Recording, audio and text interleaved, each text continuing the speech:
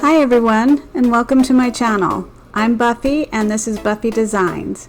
I am a part of a Bohemian Fall Decor collaboration, and I am bringing you boho style pumpkins and macrame leaves. So keep watching to find out more information about that playlist. And I'm so excited to show you what I've created, so let's just jump into the video. For my boho pumpkins, I decided to use 3 different sized pumpkins from the Dollar Tree, and they turned out pretty, so I hope you like them. I'm going to just take off all the tags and the stems from each pumpkin.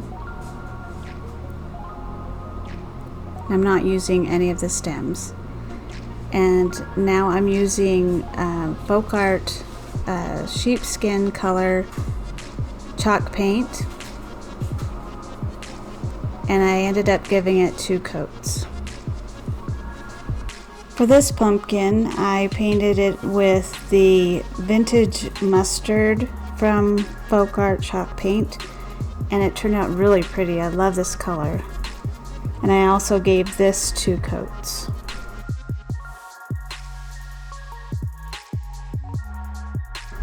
For this last pumpkin, I decided to change the color to this oatmeal chalk paint because I think it all went together well with the other colors.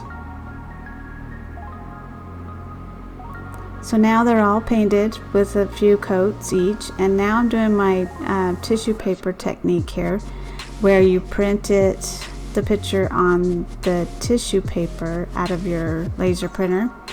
And now I'm just trimming really close to each of those feathers so that I can Mod Podge them onto the mustard pumpkin. And then also the little leafy squiggly things there.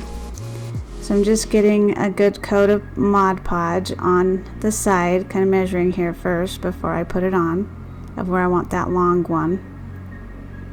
So I'm just putting the Mod Podge on underneath, giving it a good coat and spreading it out evenly. You don't want to overdo it either. And then just doing the other side here, laying it down. As you lay it down, you'll probably use your fingers and kind of tap it down so it doesn't wrinkle. It is a little bit harder on curved surfaces, but once you do it a few times, you kind of get the hang of it. And sometimes the little folds and crinkles make it even look better. And then on both of them, I just put a coat of Mod Podge over the top.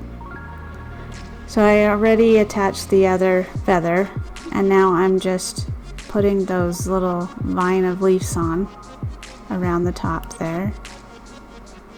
Oop, got stuck. And when they're real delicate like that, it's probably easier just to use your fingers. And then just always put a coat of Mod Podge over the top so it seals it pretty good. And then I always wipe down as close as I can to the picture. So this one I thought was really pretty, and being a bigger pumpkin, I could cover it a little better and easier.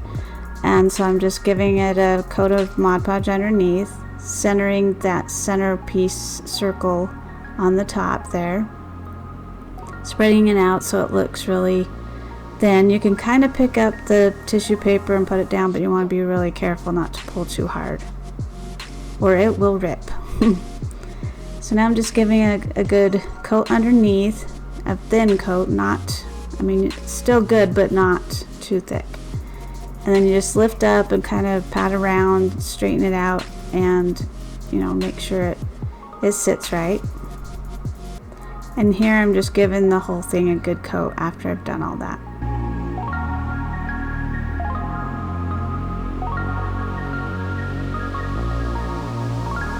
So now on to the last one. That oatmeal turned out really pretty. So same thing here, Mod Podge, and then center that piece into the center. This sun looks really cool. And again, just underneath there and straighten it out and flatten it down. And then again, another coat over the top. This collaboration has been so much fun.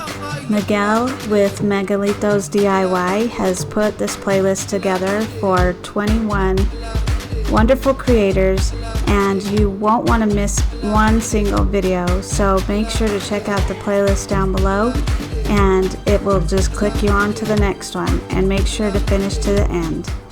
I hope that you're enjoying my video so far. If you are, please give it a thumbs up, and if you're new here, please consider to subscribe as well, and welcome.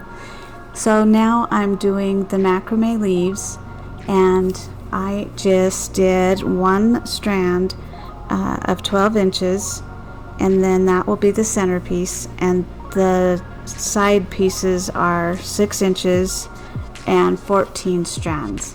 So now I'm just taking the centerpiece and just doing a simple knot at the top to make a loop. And you can use any color you want. And then I think you can use any size too. So now I'm just folding each of these 6-inch strands over and then setting that on top. So that's like, you want the loop to face right and then your other loop to face left. So you're just going to stick the tails of one side in and loop it through that way, and then loop it onto the other side so that it just slips like a slip knot. I hope you understand that. I can't explain it. I hope you could see it better than I can explain it. So you just want to straighten it out and then do it as tight as you can, because you want it to look really thin in that centerpiece, and then push it up. And also you can play with this and make it as big as you want too. I'm planning on making some wall art here soon out of it. I think it'd be really pretty. So again, just under the loop and then have both tails through each side of those loops, and then just pull for a slip knot. And then what you want to do is do this 5 more times after this, so you have 7 rows.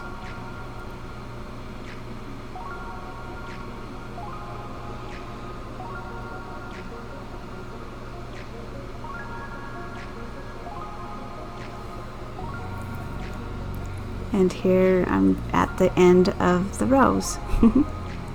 I'm so fast. Again, looping it through each side like that, and just slip knotting. And then you want to push it up pretty tight, because what you're going to do next is put a knot in that bottom piece.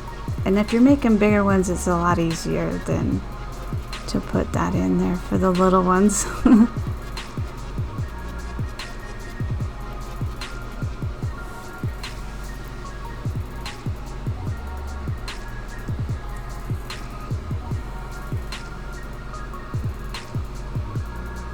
So now you're just going to take a comb or a pet comb, any kind of comb, and just spray out the ends all the way around on both sides. And then I turned it over because there were still not fully frayed out, so you just want to make sure it looks pretty. Now you're going to shape it. I did mine kind of like a heart shape on that first one, and I want it to look like a leaf, so you just kind of have to play with this. So do a couple of test runs and see how you like it and what shapes you want. Like I said, you could make this a longer leaf, and also this is how you can make feathers as well. I'm just trimming it down.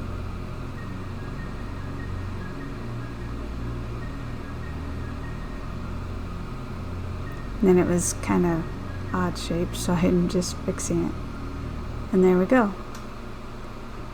So now I'm moving on to doing the wood beads. The wood beads I got on Amazon, and I'll have a link down below. and I totally missed. I thought I was recording this, but I didn't. So I'm just showing you again what I did. I put the paint in bags and then just put the beads in each color and then let it kind of roll it around in the towel and let it dry. So I got a piece of wire and put every other one there, and now I'm just putting that leaf, attaching it to the end. And also the tiny beads there I did in, it's called Castle from Folk Art, and I'll have some links down below on the chalk paint as well. And then I just made a little loop at the end and it was done. So now we're moving on to the stems of the little pumpkins. I had these leftover pieces of wood that I cut off of a spindle, and of course I keep everything, and I thought, might as well use them for these little pumpkins. So I'm just putting some hot glue and twining it, or using the twine all the way around until I get to the top, and I kind of layer it and add on top of it to kind of taper it, and then just glue that end in. And there it is. So here we get to glue it onto the pumpkins, and it turned out pretty cute. And then of course I didn't show this one, but I did the same thing to it, and I'm just gluing it on. And take off any excess glue because you don't want that to show. Now the big pretty pumpkin is my favorite. My daughter told me about the twine on a piece of wire with glue to glue it down. I don't follow directions, I guess, because I didn't do this right, I don't think, but I did it my way. Just like the song. So I started out doing a strand here and there around and just winding it around. Then I thought, this is getting really crazy. So I just started putting the glue on and grabbed a bunch of strands, all different angles, you know, because you don't want it to be exactly perfect. Then I'm just twining it around, or winding it around. And you want some left at the end because you want those to be like frayed out at the end. It makes it look really cute on the pumpkin. There we go. So now I'm just attaching, oh, and on the hot glue, be very careful, you don't want to burn yourself. So I just attached the wire of the beads onto the bottom of the stem, and now I'm just hot gluing it and poking the wire into the pumpkin for more stability, and then the glue will hold the rest up. And you just shape the wire how you want it. And see how those cute little strands are on there? I'm just trimming it around.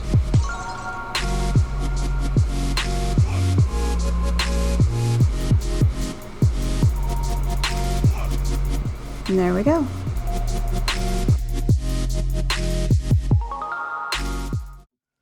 Don't forget, if you like this video, to hit that thumbs up and consider to subscribe. If you're coming over from the playlist, welcome, and I hope that you enjoyed this video. Also, my return subscribers, thank you so much, and also check out that playlist down below. Thank you so much and have a great day.